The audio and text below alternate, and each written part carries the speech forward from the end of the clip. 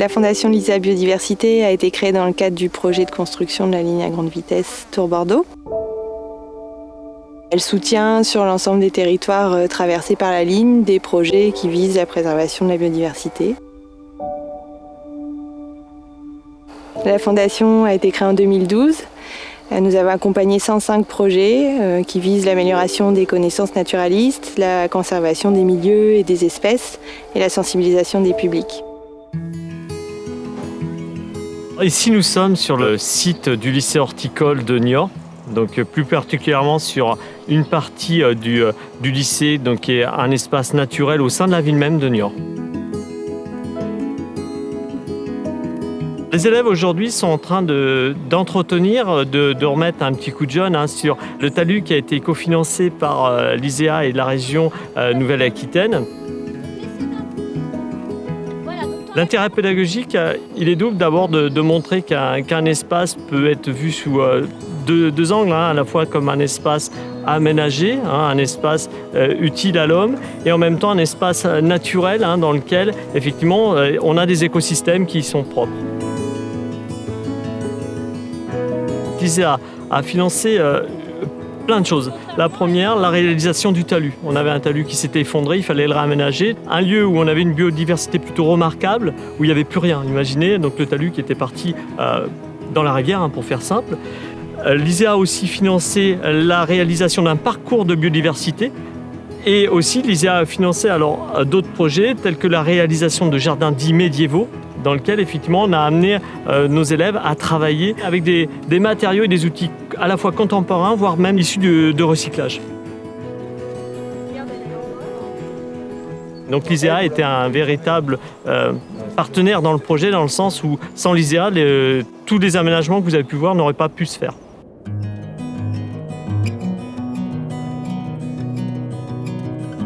Je m'appelle Manon Lenné, je suis chargée de mission à la Fédération de pêche de Gironde depuis bientôt 4 ans.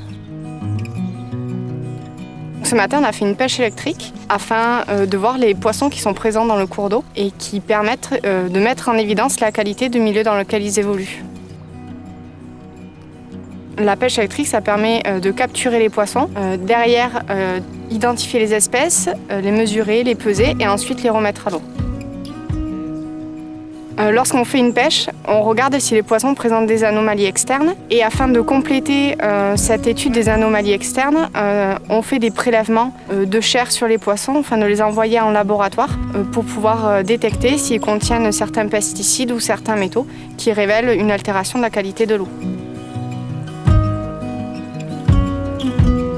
Sur un bassin versant, on a toute une multitude de perturbations qui vont impacter les poissons. Ça peut être des pollutions de manière générale, urbaines, agricoles ou domestiques, des altérations de la continuité écologique, des modifications des cours d'eau de manière générale, le recalibrage et le retraçage des cours d'eau.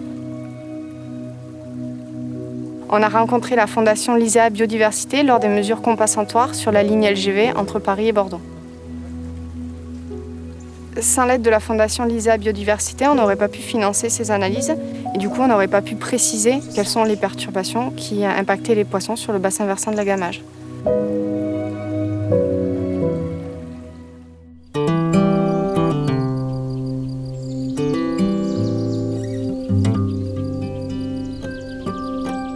Je suis chargé de mission à l'association Codalis, qui est une association qu'on a créée en 2011 avec 2 amis naturalistes. C'est créé autour d'un projet sur les libellules qu'on a pu concrétiser en 2012 dans le cadre du projet Hotspot, qui veut dire Odonate, structure du paysage et occupation du territoire, par l'intermédiaire duquel on a pu travailler avec la Fondation LISEA pendant 5 ans.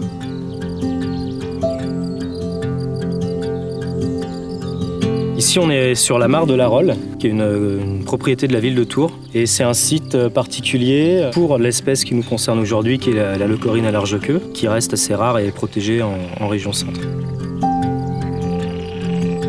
Sur cette espèce, on s'est posé 3 questions. La première, à large échelle géographique, qui était de connaître sa répartition dans le département de l'Indre-et-Loire.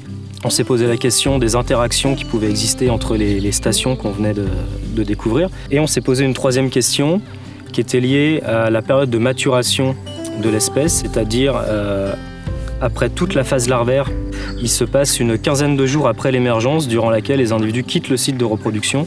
Et on se demandait, nous, où est-ce qu'ils étaient pendant ces 15 jours-là. On s'est promené en forêt avec notre radar pour essayer de localiser les individus, en fait. Et ça demandait un investissement matériel qui était assez lourd. Et la Fondation LISEA nous a permis d'acheter ce matériel et d'avoir le temps de développer les antennes, puisque les antennes ont été développées par nous dans le cadre du projet, en fait. Notre partenariat avec l'ISEA a duré 5 ans sur ce projet, ce qui est assez rare aujourd'hui par rapport aux financements qui sont disponibles, de pouvoir mettre en place des projets sur on dit long terme, alors qu'en fait 5 ans c'est plutôt court. Mais aujourd'hui 5 ans ça devient du long terme en fait. Aujourd'hui, les actions accompagnées par la Fondation LISEA Biodiversité sont terminées. L'objectif de l'ISEA, c'est de poursuivre son engagement sur les territoires en faveur de la protection de la biodiversité. Et donc, nous allons lancer un nouveau programme de financement à horizon 2021.